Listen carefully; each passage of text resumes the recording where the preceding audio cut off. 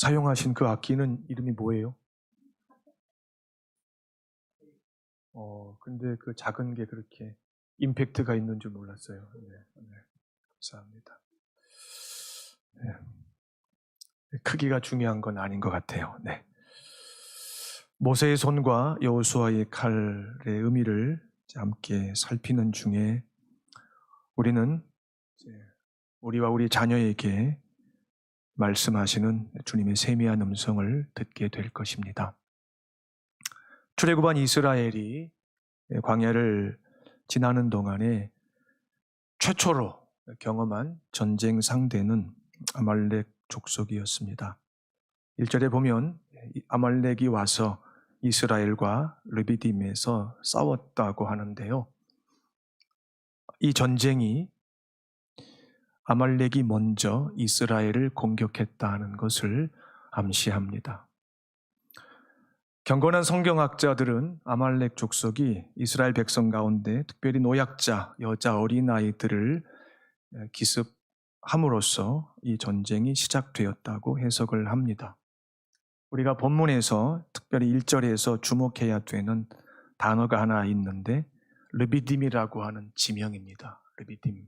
이 지명의 의미는 휴식처, 의역을 하면 안식처입니다.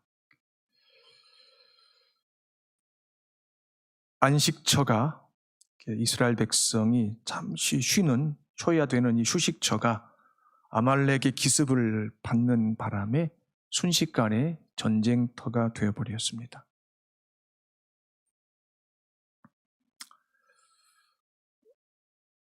애굽에서 난 이스라엘 백성은 가나안 땅에 도착할 때까지 전쟁이 일어나지 않기를 내심 원했을 겁니다. 왜냐하면 그들은 전쟁을 경험한 적도 없고 전쟁을 하게 되면은 감당할 수 있는 능력이 없다고 스스로 판단하고 있었기 때문입니다. 당연히 하나님께서 원하신다면 이 백성이 이 여정을 마칠 때까지 전쟁을 한 번도 겪지 않게 하실 수 있습니다. 하나님께서 원하신다면. 하나님은 우리가 믿고 있듯이 아말렉이 감히 이스라엘을 상대로 기습을 할 엄두조차 내지 못하도록 능히 하실 수 있는 분이시기 때문입니다.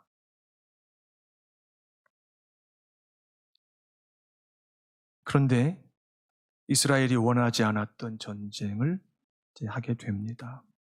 이스라엘 입장에서 봤을 때 가장 최악의 상황이 벌어졌는데 그 장소가 르비딤이었습니다.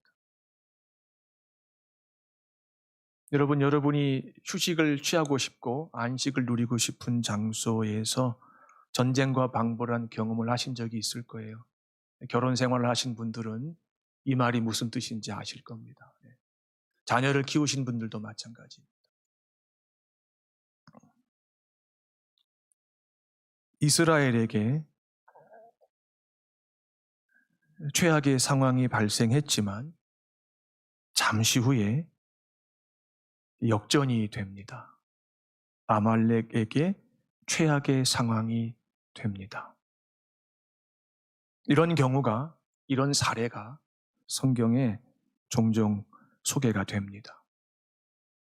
그래서 성경 기자가 우리에게 이렇게 말씀하십니다.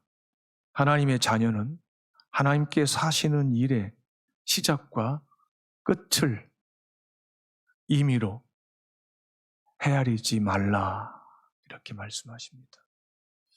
지금 우리가 겪는 이 상황 우리가 의도적으로 자처한 것 아니죠.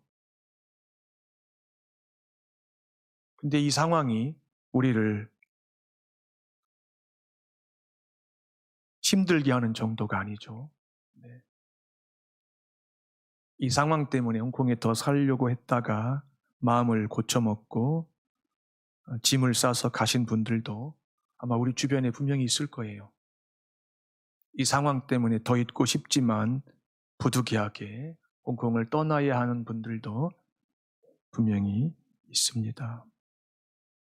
그래서 우리는 이 상황이 어떻게 끝날까 들리는 소문에 의해 근거해서 예측을 하기도 하고 또 우린 믿음이 있으니까 우리 나름대로 상상을 하기도 합니다. 사람이니까 그럴 수밖에 없는데 성경은 그런 우리에게 단호하게 말씀하시죠. 믿음은 하나님을 헤아리는 것이 아니다. 믿음은 하나님을 마지막까지 신뢰하려고 자신과 싸우는 것이다. 신뢰한다는 말도 사실은 자신이 없죠. 왜냐하면 우리 지난 한 주간 동안 하나님을 매일매일 신뢰 못했거든요. 저부터. 하지만 우리가 신뢰해 보려고 안간힘은 쓴 건 사실이에요. 그러면서 믿음은 겸손하게 하나님이 기이한 능력을 보여주실 때까지 기다리는 것이다. 하나님은 하나님을 기다리는 자를 단 한 번도 내버려 두신 적이 없어요.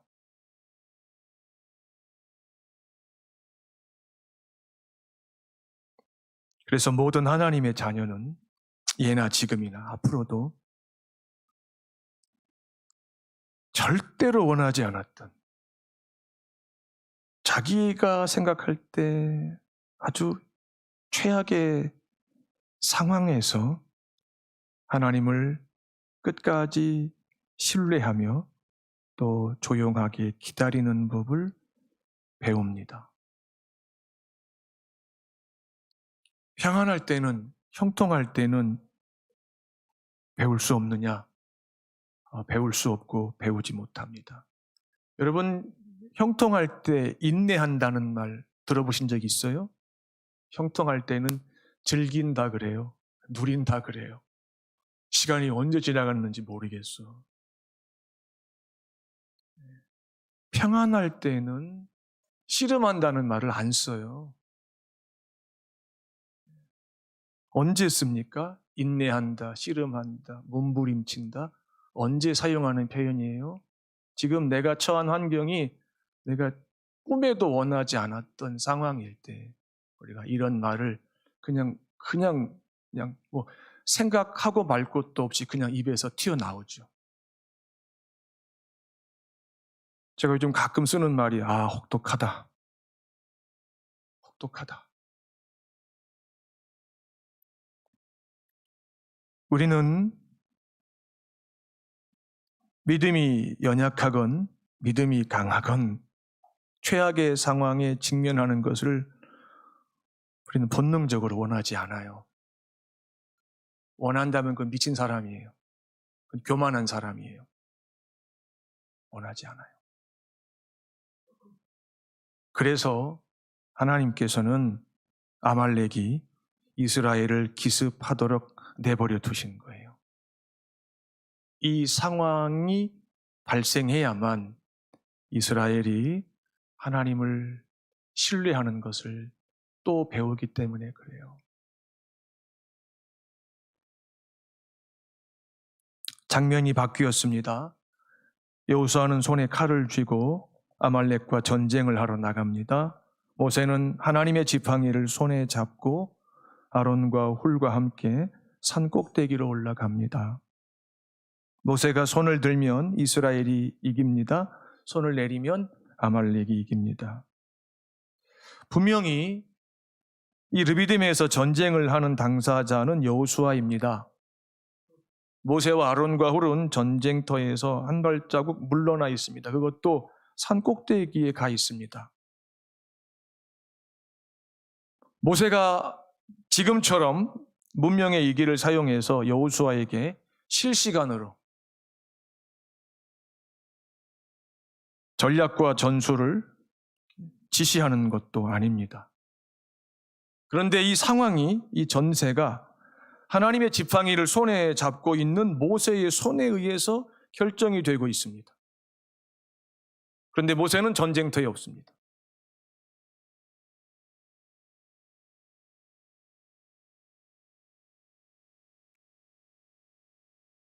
이 기이한 광경을 아론과 훌이 지켜보다가 판단을 합니다. 이 전쟁을 이스라엘의 승리로 끝내기 위해서는 우리가 모세의 손이 내려오지 못하게 붙잡아야겠다. 그래서 각각 한 팔을 붙잡습니다. 그리고 해가 질 때까지 모세의 손이 내려오지 않았고, 전쟁터에 있는 여호수아가 그날 이 전쟁을 끝냅니다. 이스라엘의 승리였습니다. 하나님께서 이 사건을 기록해서 여호수아의 귀에 들려주는데 귀에 못이 박히게 들려주라고 하시죠. 이 기이한 전쟁과 그 결과를 하나님께서 기록하시면서 당시 이스라엘과 오늘 우리에게 꼭 전해주시고자 하는 그 진리가 있을 텐데 그 진리가 무엇이냐 하는 겁니다. 그 진리를 본문에서 그리고 출애굽기 전체와 구약과 신약 성경 전체에서 살피는 것이 우리가 이번 시간에 해야 되는 수고입니다. 제가 앞서 르비딤에서 전쟁이 발발했다고 했습니다. 휴식처가 한순간에 전쟁터가 되었다고 했습니다. 안식과 전쟁, 어울리지 않은 한 조합이죠. 안식이 있기 위해서는요, 전쟁이 일어나지 말아야 됩니다. 전쟁이 일어났다고 하는 것은 더 이상 안식은 없다는 거죠.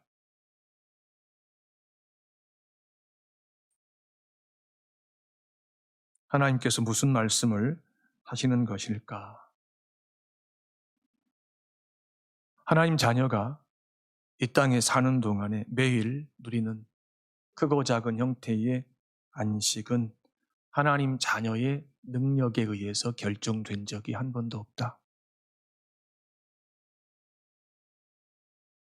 하나님 자녀에게. 불신자는 이 진리를 믿을 수가 없죠. 믿음이 없으니까.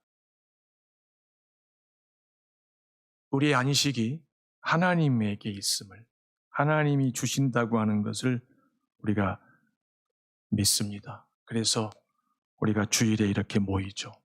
우리가 모였다고 하는 이 행위가 안식의 주인이 내가 아니고 하나님이십니다는 아주 위대한 신앙 고백입니다.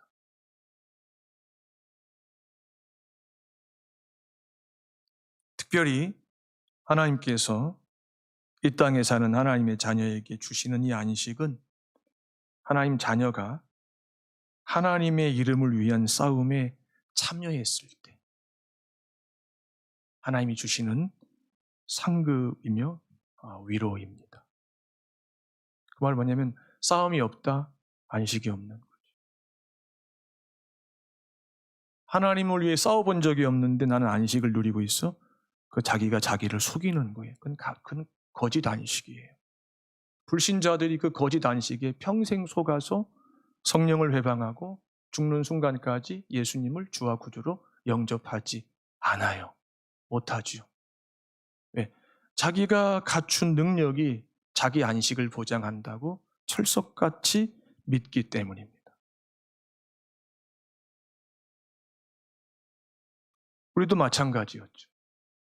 성령으로 거듭나고 믿음을 갖기 전에는 우리는 어떻게 살았습니까? 내 안식은 내가 보장한다. 내가 책임진다. 부모에게서 상속받는 것도 아니고 부모가 다 부자인 건 아니잖아요. 부모가 빚만 상속받지 않게 주어도 부모가 귀한 일을 한 거잖아요. 부모의 빚을 상속받는 경우도 얼마나 많습니까? 아는 거죠, 이미. 철이 일찍 나서. 내가 나를 지킨다. 내 안식은 내가 책임진다. 그게 진리라고 믿고 사는 거예요.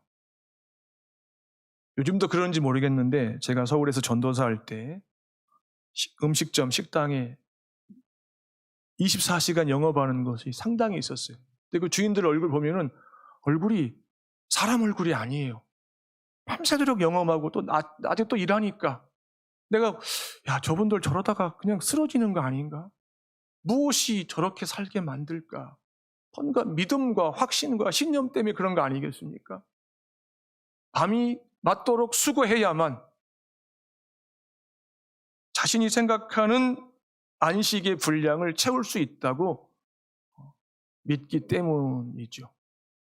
그게 하나님을 떠난 모든 인간의 모습이었어요. 그런데 우리가 믿음을 갖게 되었어요. 기적이 일어난 거죠. 그리고 이제 우리의 생각이 근본적으로 바뀝니다. 어떻게 바뀝니까?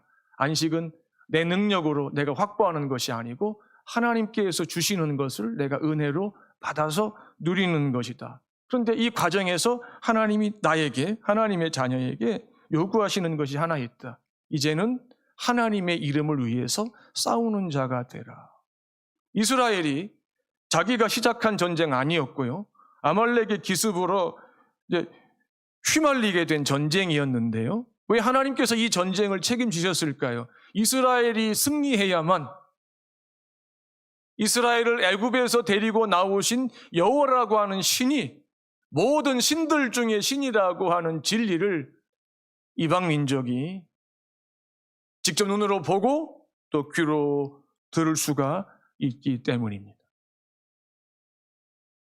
지난 한 주간 동안 우리가 분명히 여러 가지 형태의 싸움을 했어요. 직장인들, 사업하시는 분들, 자녀 키우시는 분들, 결혼하신 분들. 하여튼 하루 종일이 우리 자신과 아니면 상대방과 가족과 누군가와 이 충돌하는 과정에서 우리가 끊임없이 다투었다는 거죠. 그러면 그 일주일 내내 반복된 그 씨름이 누구의 이름을 위한 수고였느냐는 겁니다. 여러분 자신에게 물어보셨을 때 하나님을 위해서 나는 이 싸움을 감당한 것 같다 이렇게 생각하신다면 하나님께서 오늘 예배 가운데 여러분에게 반드시 안식을 경험하게 하세요. 여러분에게 들려주시는 한 주간, 오늘부터 시작되는 한 주간 여러분의 마음을 지킬 수 있는 한마디의 말씀이 여러분의 마음에 새겨지게 하세요. 하나님은 절대로 그냥 돌려보내지 않으세요.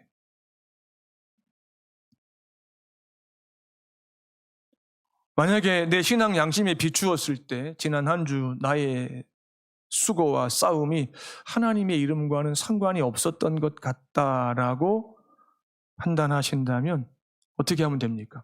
하나님 앞에 그대로 인정하면 돼요.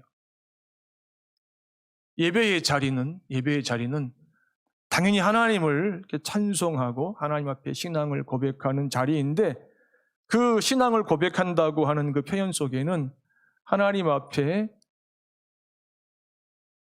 하나님께서 깨닫게 하시고 내가 숨겨두고 있었던 죄를 내 입으로 시인하는 것까지 반드시 포함이 돼요.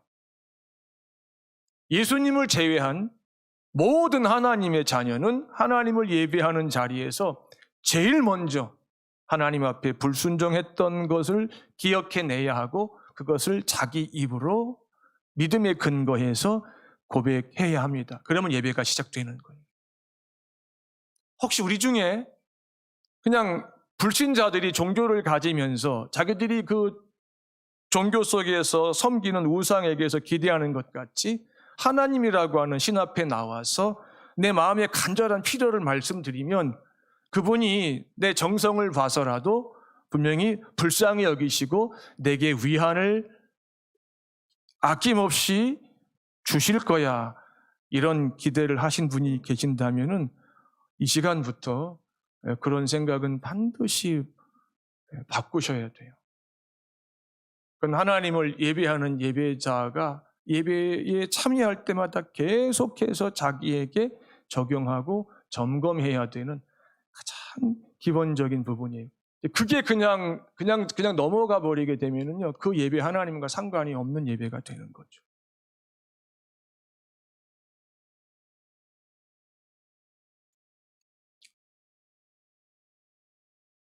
자기의 죄를 숨기는 자는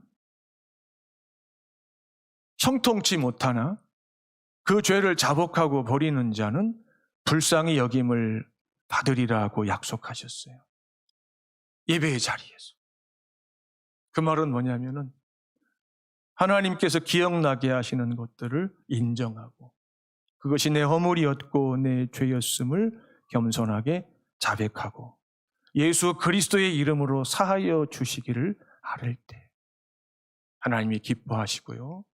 묻지 않으시고 용서하신다고 하는 그 하나님 편에서의 그 마음을 예배자인 나에게 표현하시는데 당사자가 경험해요. 여러분의 이해를 돕기 위해서 제가 전도사 때 경험했던 것을 잠깐 소개를 할게요.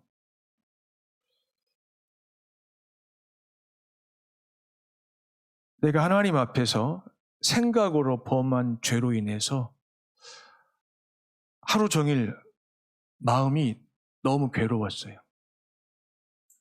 그래서 내 후배 전도사에게 기도를 해달라고 부탁도 했고요. 기도도 받았어요. 그리고 그 다음날 새벽 기도회에 가서 기도회를 마치고 개인 기도 시간을 가졌어요. 근데 구체적으로 말씀을 드려야 되는데 혹여라도 남아서 기도하는 교인들이 들으면은 덕이 안 될 것 같았어요. 그래서 교인들이 다 돌아갈 때까지 기다렸어요. 이제 저만 남아 있었어요. 그래서 그때부터 본격적으로 내가 왜 하나님 앞에서 이 시간을 기다렸는지를 말씀드렸어요. 왜 내가 고통스러워했는지를 하나님께 아뢰었어요. 내가 의도적으로 한 것이 아니고 무의식 속에서 내가 하였지만 생각한 거지만 어쨌든 내가 지은 죄였기 때문에 하나님 앞에 사실대로 자백을 했어요. 그리고 다윗의 시편을 인용했어요. 나를 주님 앞에서 내어 쫓지 마시고 주의 성신을 내게서 거두지 마십시오. 구원의 기쁨을 다시 회복시켜 주십시오. 이렇게 하나님 앞에 아뢰었어요. 제가 지금은 설교 중이기 때문에 상당히 감정을 절제하고 말씀을 드리지만 그때는 그냥 부르짖었어요. 울면서. 그때 하나님께서 내 회개를 받으시고 내 믿음을 받으시고 기뻐하신다고 하는 것을 내가 경험하게 해주시는데요. 아마 여러분 가운데 이런 경험을 하신 분들이 있을 거예요. 그 사단이 한 이틀 동안 나를 정죄하고 그 참소함으로 인해서 내가 이렇게 겪었던 그 영적인 그 고통이 내게서 이렇게 떠나가는, 사라지는, 하나님께서 나를 용서해 주셨다라고 하는 그 확신과 함께 임하는 그 평안, 내 영혼의 안식. 그걸 내가 지금도 기억해요.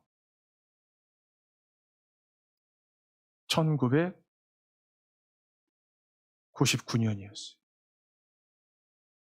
지금도 기억.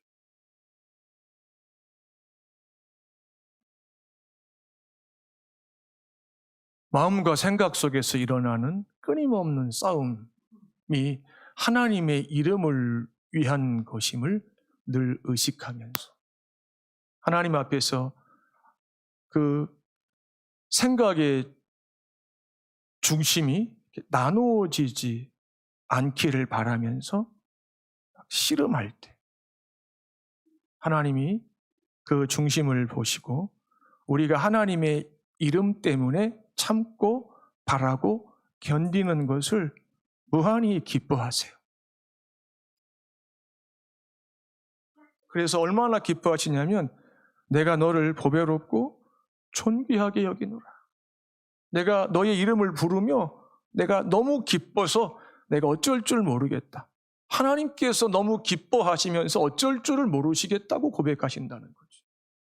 그러면 그 하나님이 그 자녀에게 어떻게 화답하실까요? 한식을 주시는 거예요. 한식. 하나님의 자녀는 이런 원리에서 하나님의 위로를 경험하면서 그 영혼의 안식에 참여하는 거예요.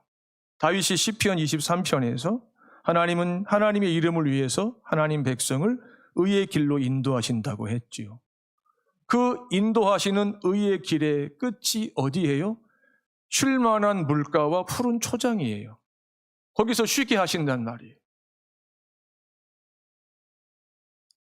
우리가 세상을 살면서 경험한 세상의 이치가 있지요.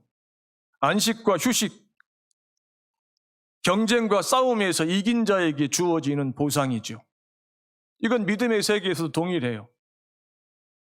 제가 조금 전에 죄와의 싸움에서 무너졌지만 회개함으로 하나님의 용서를 예수 그리스도의 이름으로 진심을 다해 아뢰었을 때 하나님께서 용서하시고 안식과 휴식을 주셨다고 말씀하셨잖아요. 영혼의 평안을 주셨다고 말씀하셨잖아요. 이것이 하나님과 하나님의 자녀 사이에서 영원히 지속되는 관계예요.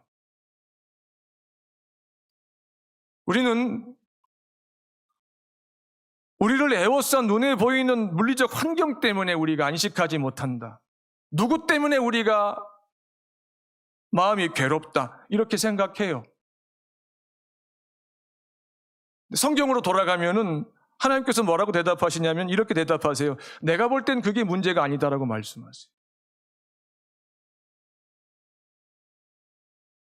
내가 허락한 환경과 내가 일어나게 그냥 둔 사건에 대해서 내 백성인 뇌가 어떻게 반응하느냐에 따라서 너는 안식을 여전히 누릴 수 있고 아니면 잠시 상실할 수도 있고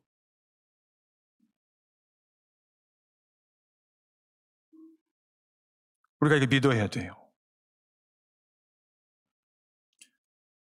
하나님과의 관계가 정상적으로 지속되는 자에게는 그가 처한 형편과 환경이 어떠하든지 상관없이 하나님은 그가 있는 곳에 반드시 그의 영혼이 얼마든지 쉴 수 있는 안식과 평안을 허락하신다는 것이 성경의 약속이에요.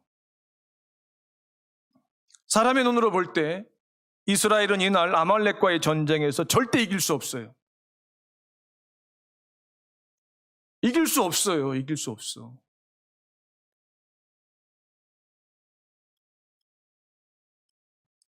그런데 이겼다는 거죠. 이겼다고 표현하면 틀렸고요. 하나님께서 이스라엘이 그냥 이기게 해주신 거예요. 그래서 모세의 행동과 여호수아의 손에 쥔 칼을 하나님께서 성경에 구체적으로 언급하신 거예요. 왜 이기게 하셨느냐는 거죠, 하나님께서. 아주 오래전 이스라엘이 애굽에 내려가 살기 전 아직 아브라함과 이삭과 야곱의 허리에 있었을 때에 하나님께서 아브라함에게 하신 약속을 지키신 것입니다. 무슨 말이냐면 하나님께서 아브라함을 이제 불러내시면서 제일 먼저 이런 약속을 하시죠. 너를 저주하는 자를 내가 저주하며 너를 축복하는 자를 내가 복주겠다. 이렇게 말씀하셨어요. 아브라함을 환대하는 자는 복을 받을 것이고 아브라함을 저주하는 자, 아브라함을 공격하는 자는 하나님께서 반드시 지구 끝까지 쫓아가셔서라도 하나님께서 혹독한 대가를 치르게 하신다는 거예요. 아브라함뿐 아니라 그의 후손인 이스라엘을 환대하는 자는 하나님께서 복을 주실 것이며 이스라엘을 가로막는 자, 이스라엘의 의지와 상관없이 전쟁을 하는 자, 하나님께서 그 대가를 뼈저리게 지불하도록 하신다는 거죠. 그 약속 지키신 거예요. 하나님께서 보실 때 아말렉이 이스라엘을 기습한 것은 이스라엘을 저주한 것이거든요. 전쟁을 시작한 쪽이나 상대가 전쟁을 시작하는 바람에 어쩔 수 없이 상대해야 되는 상대편이나 전쟁은 그냥 그 자체로서 양쪽에게 그냥 저주예요.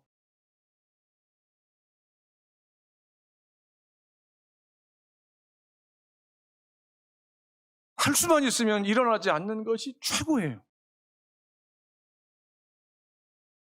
하나님께서 약속을 지키시는 바람에 이스라엘이 아말렉을 이긴 거죠. 그러니까 이날 산꼭대기에서 모세가 하루 종일 기도를 했을 텐데, 그러면 그의 기도의 내용이 무엇이었느냐라고 물었을 때에 모세가 하나님께서 오래전 아브라함과 이삭과 야곱과 하신 그 약속을 이제 지키셔야 할 때입니다. 아말렉이 이스라엘을 저주했습니다. 하나님, 아말렉을 그냥 두시면 안 됩니다. 오늘 하나님께서 특별하게 심판을 해 주셔야 합니다.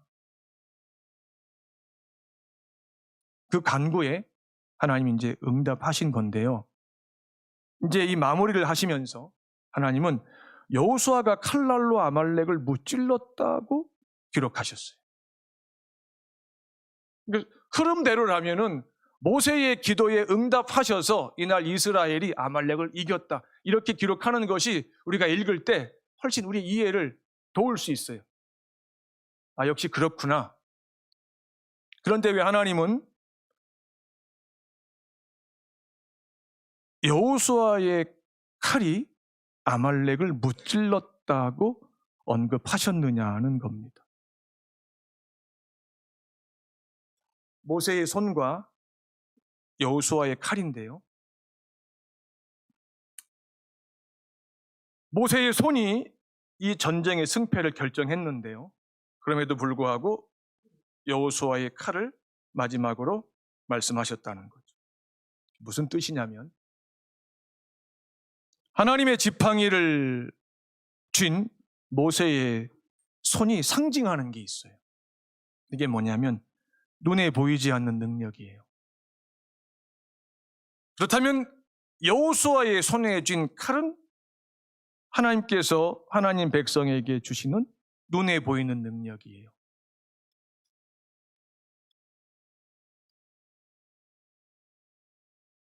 눈에 보이는 능력은 세상에서도 마찬가지인데요.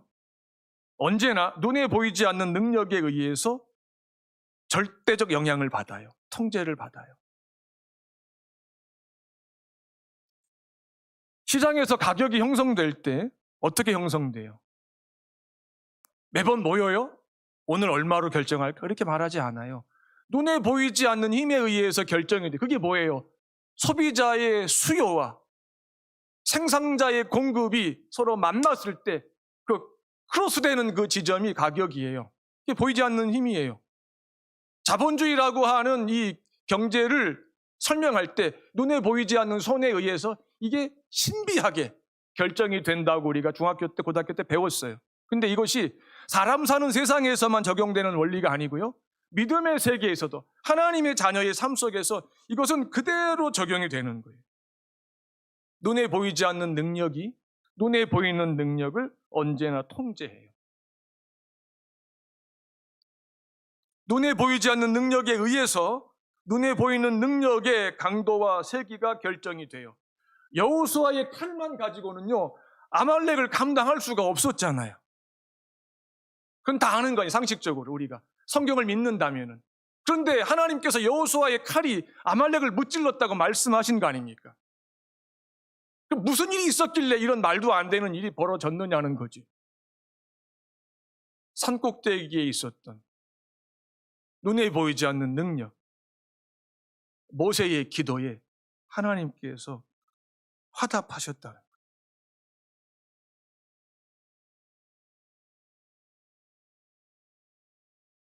하나님께서는 모든 하나님의 자녀가 믿음의 여정을 마칠 때까지 이 눈에 보이지 않는 능력을 반드시 갖추어야 한다고 강조하시는데요. 신약 성경에서는 이 눈에 보이지 않는 능력을 경건의 능력이라고 묘사했어요. 경건의 능력. 경건의 능력은 다른 말로 거룩한 힘이거든요.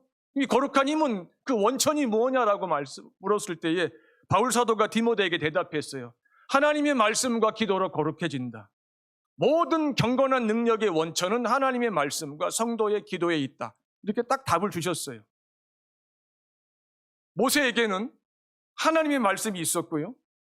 모세는 그 하나님의 말씀에 근거해서 하나님에 대한 신뢰를 가지고 구한 거죠. 그것이 보이지 않는 능력이었는데 그 보이지 않는 능력이 여호수아의 칼, 지극히 유한한 능력 가운데 어떻게 했습니까? 직접적 영향을 준 거죠. 그래서 이날 전쟁을 어떻게 했습니까? 승리로 끝낸 거죠.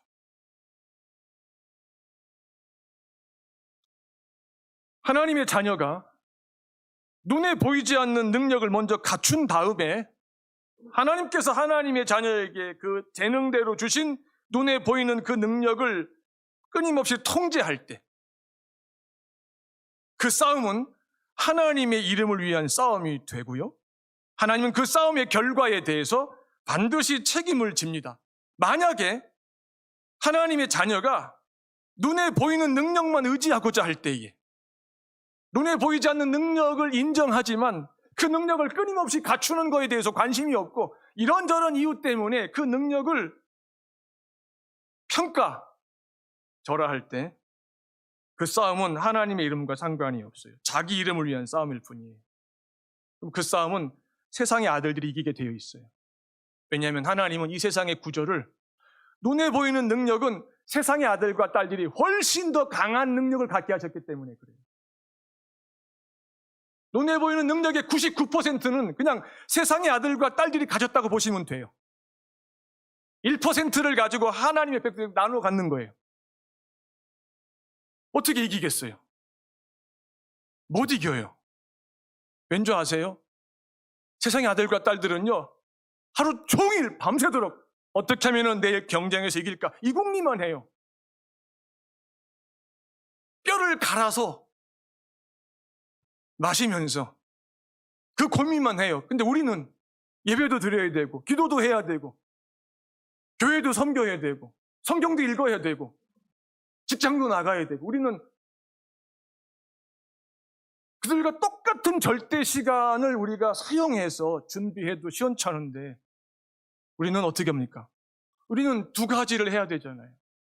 한 가지에 전념하는 사람과 두 가지의 마음을 반반씩 쏟는 사람과 싸우면 누가 이겨요? 당연히 한 가지 일에 전념한 사람이 이기게 되어 있어요. 우리는 구조적으로 세상의 아들과 딸들과의 싸움에서 질 수밖에 없는 이 편에 서 있는 사람들이에요. 근데 그런 우리에게 하나님께서 뭐라고 말씀하시냐면 너희의 싸움이 내 이름을 위한 싸움이고 너희가 눈에 보이지 않는 능력을 내게 구해서 그 능력을 가지고 내가 너희에게 허락한 그 눈에 보이는 그 제한된 능력을 적절히 통제하면서 내 의도대로 사용하고 있다면 그 싸움은 내가 끝까지 책임진다 이 말씀이에요. 이게 오늘 본문이 주는 의미예요.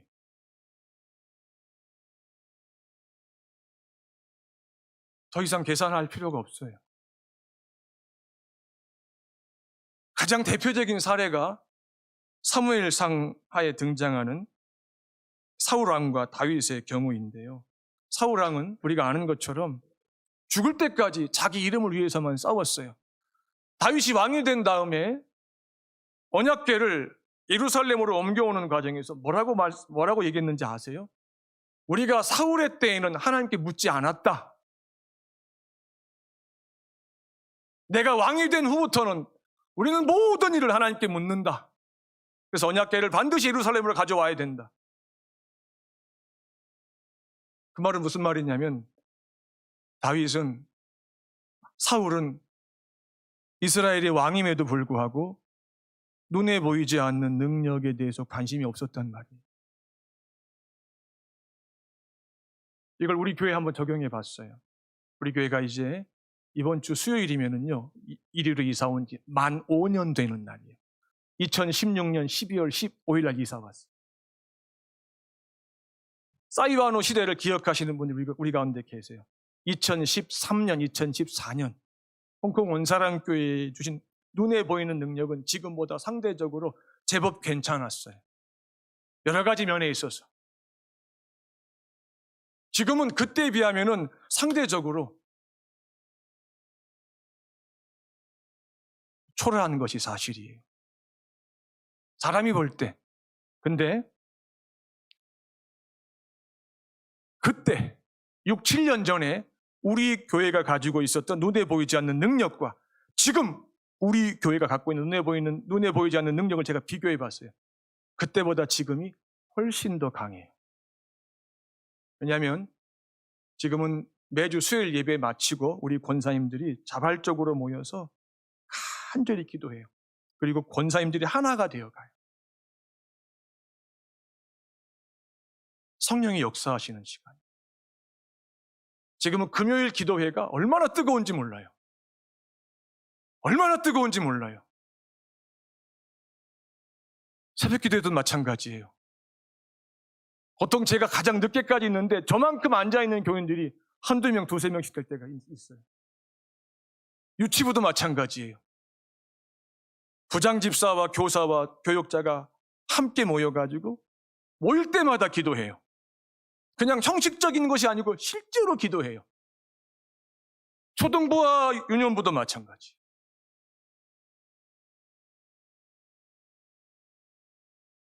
담임 목사인 제 평생에 작년과 올해만큼 기도를 많이 간절히 열심히 한 적이 없어요. 오해하지 마세요. 무슨 말이에요? 교회를 살려야 된다. 어떻게? 눈에 보이지 않는 능력이 역사하면 교회는 산다.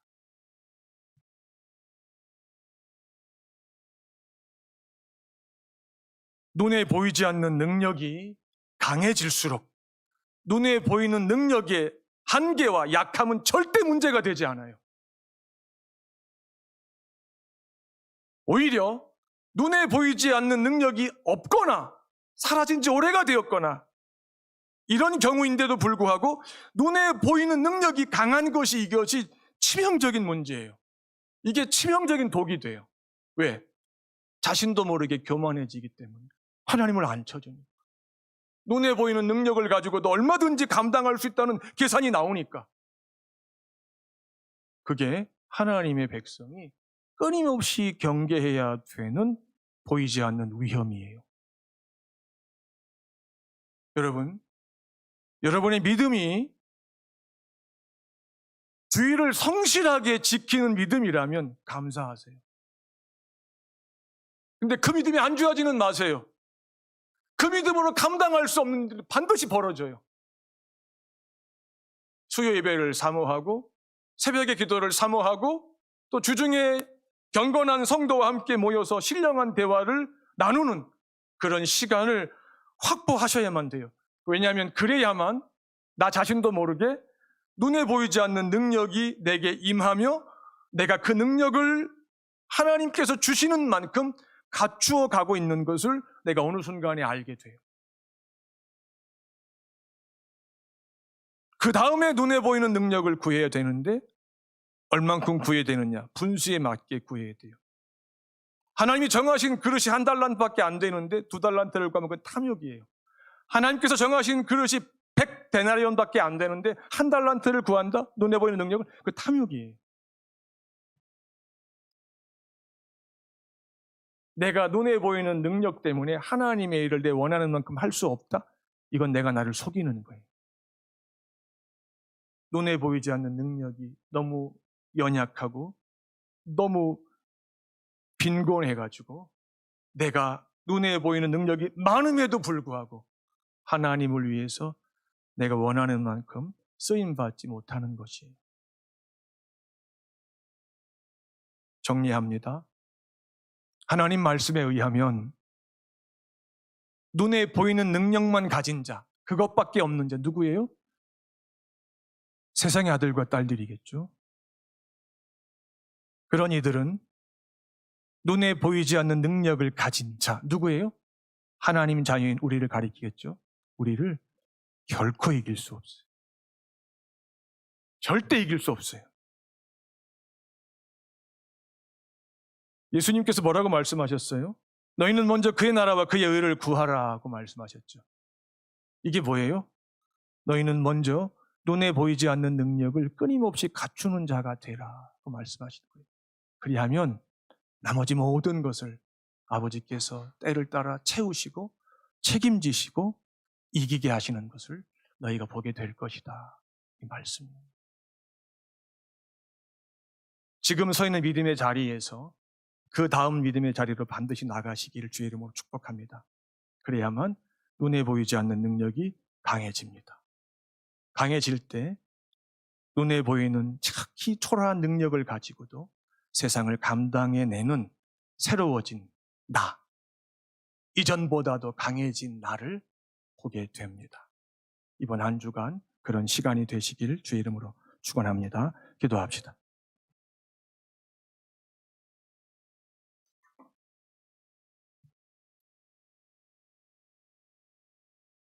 성령의 인도를 받고 영이신 하나님을 예배하는 주의 피로 구원하신 홍콩 온 사람께 속한 중생한 신자들에게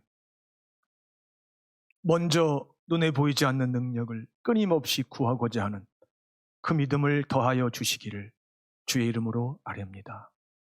그리고 하나님께서 허락하신 눈에 보이는 지극히 초라하고 제한된 능력을 사용하여서 하나님의 이름이 거룩히 여김을 받게 하는 그 자리를 지키는 자들이 되기를 주의 이름으로 축복합니다. 우리의 주와 구주이신 예수님 이름으로 기도하옵나이다. 아멘. 122장